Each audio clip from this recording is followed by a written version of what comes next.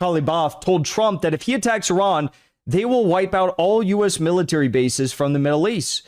Mr. Trump, you arrogant gambler, we are your enemies. Come and see how we'll destroy every single U.S. base in the region. Come and see that we are men of the battlefield. Well, they didn't do it in the first one. Israel got their ceasefire that they begged for. Now that the protests are dying off in Iran, what can we expect next? War. Now, a lot of people are saying, well, Trump is considering this and considering that. And bro, he just told all Americans and any Western people to immediately leave Iran. They are staging a bunch of U.S. military assets in the region. And this has not just started. This is, as we have been discussing, this has been going on for quite some time over the past few weeks and months. Breaking satellite images show no military buildup by the U.S. in the region. It is highly likely that the U.S. will use submarines to launch cruise missiles at Iran. Now, there is a large buildup in Israel. There have been some efforts to build up at some U.S. bases. But this is also important because guess how the U.S. struck Iran during the first 12-day war? Well, they used submarines. They also claim to have used, I don't even know if I believe the official story, because the official story would mean that if allegedly they used the bunker buster bombs, right, it means that the U.S. would have had to have flown directly above the nuclear sites, which I don't think they did. The U.S. was too scared to fly F-35s above the Houthis in Yemen. And if you remember the stories, they said that there were several close calls where they almost got shot out of the sky by the Houthis in Yemen. So what? You mean to tell me that they are scared of the Houthis in Yemen and they almost got shot out of the sky, so they stopped their operations, along with many other issues that they inflicted upon themselves in that operation? But Iran, they're totally fine with the idea of flying directly over the Iranian nuclear sites. I think that whole thing was a psyop, like, oh, they flew for 72 hours straight and they flew directly over the sites and no one could stop them and we win. No. In fact, there was a very, very solid OSINT Twitter account at the time that basically broke down why the official story didn't add up and why actually what made the most sense was that it was a nuclear submarine that fired these missiles, and actually the amount of missiles that they fired lined up perfectly with what you would have expect from a submarine attack. So that is why I think you're probably going to be seeing something like that again if it does happen. Also worth noting that right now we are seeing some reports say military sources claim the U.S. needs more time to move into a position where it can attack Iran and deal with the potential consequences. But the Israeli assessment still remains the same. The U.S. will strike inside Iran. Well, if Israel wants it, I'm sure they will get it. We also have this. This was from today. There was satellite images showing missile launcher movements, Iranian IRGC launcher movements in Fars, Hormozgan, Elam, and Kermanshah. Okay, so that was a really big move that I think begin to put on the siren. Everyone put on the sirens when they saw that news, okay? But there is also a lot more. Trump has given some statements today. I guess he's going to be speaking more later.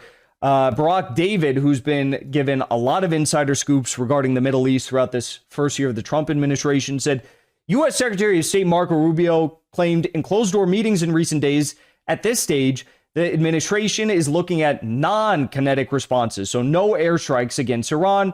Although Barack David, should be noted, is a very high-profile Israeli journalist who often has reliable U.S. sources. He is also a former member of Israeli military intelligence, and he has previously lied about U.S. intentions. On June 12th, one day before the Israeli-imposed war in Iran, Barack Ravid, that's his name, Barack Ravid, reported that Trump would not join an Israeli attack on Iran's nuclear sites and that there was a rift between Netanyahu and Trump. This all obviously turned out to be false. Exactly. We have a statement from Trump. He said this.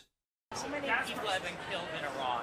Nobody's been able to give me an accurate number. I have heard numbers from everything's a lot. One is a lot. But I've heard numbers much lower, and I've heard one is a lot. Keep in mind, didn't ICE kill at least one people this week? Bro, what is that? Do video on Pego and Zephyr. I have no idea what you're talking about. No idea what you're talking about. So there's that. We also have this right here as the protests come to a close. You're having Israeli media come out and say this right here.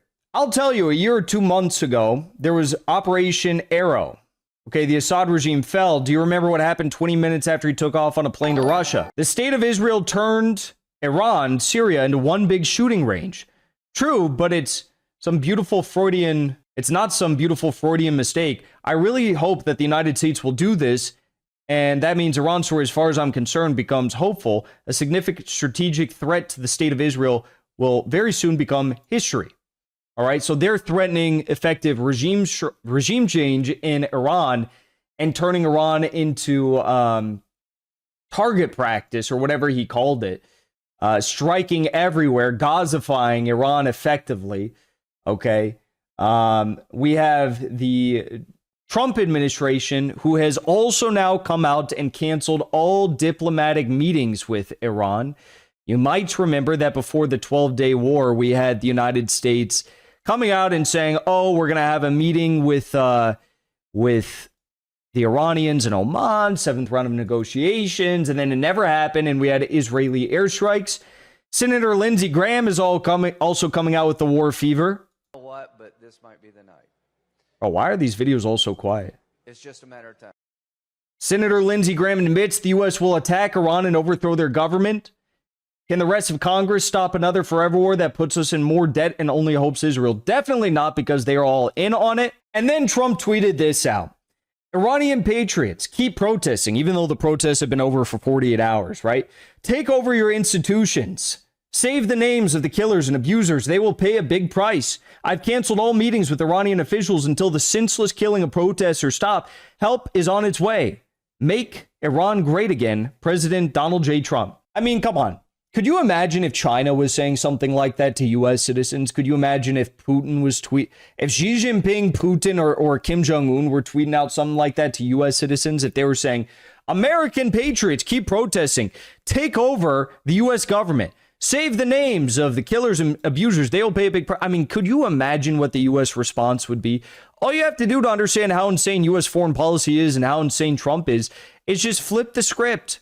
Okay, Ali Larijani, one of the members of the National Security Council in Iran, one of the senior members of it, said, we declare the names of the main killers of the people of Iran. Number 1, Trump, and number 2, Netanyahu. Of course, Trump is fully behind this. Trump is likely to strike Iran, according to Axios. Russia has strongly condemned the U.S.-Israeli interference in Iran's internal process. This was from the Foreign Ministry spokeswoman, Maria Zakharova, today. She said, foreign forces hostile to Iran are trying to destroy the Iranian state. Russia strongly condemns the subversive foreign interference in Iran's internal political processes. Russia recommends that Russian compatriots in Iran take reasonable precautionary measures. The threats from Washington to launch new military strikes on the territory of the Islamic Republic are categorically unacceptable. Those who plan to use externally inspired riots as a pretext for repeating the aggression against Iran committed in June 2025 should be aware of the harmful consequences of such actions for the situation in the Middle East and global international security. That's basically saying, Israel, you got cooked in the 12-day war. Be careful what you ask for, because we, over the past, within a 48-hour period last week, we sent 5 military cargo jets to several Iranian military bases, in Isfahan and elsewhere in the country. 5 Russian military jets. I believe also like a Belarusian military cargo jet was shipped in. And who knows what's on those jets? Could be a big old surprise for Netanyahu, the IDF, Unit 8200, so on and so forth. Iran has supplied Russia with nearly 4 billion missiles and drones since October 2021, Bloomberg citing a Western official, and that's why you know that Russia has done a lot in return. Iranian army commander came out and said, we are taking the Israeli threat seriously. We are preparing ourselves for war. And this is probably the craziest part of all. Iran's parliament speaker, Mohammad Bakr Kalibaf, told Trump that if he attacks Iran, they will wipe out all U.S. military bases from the Middle East. Mr. Trump, you arrogant gambler, we are your enemies. Come and see how we'll destroy every single U.S. base in the region. Come and see that we are men of the battlefield. Well, they didn't do it in the first one. Israel got their ceasefire that they begged for. So there's that. But I think it's worth noting that this time around, the response will not just be quote unquote defensive. It'll be much more painful. You can look to the Strait of Hormuz. You can look to U.S. military assets all throughout the region. You can even possibly look at oil and gas facilities throughout the region in the Persian Gulf, of which there are many in countries that are not so nice to Iran, we'll say. So we'll see what Trump does. I'm not holding my breath. I would not be surprised in the slightest if within the next several days we do see war begin once more on the Iranian people. Before you leave, I want to say thank you for the support, because after 2 years of being banned, we are finally back home on YouTube. So be sure to subscribe to our channel and also join as a member on our channel using the link at the top of the description. I rely on the generous support of viewers like yourself to get the truth out to as many people as possible. You can also support the show on Locals or Give Sin Go. The mainstream media and the powers that be are never going to stop attacking us for bringing the truth to as many people as we do. Thank you so much for your support.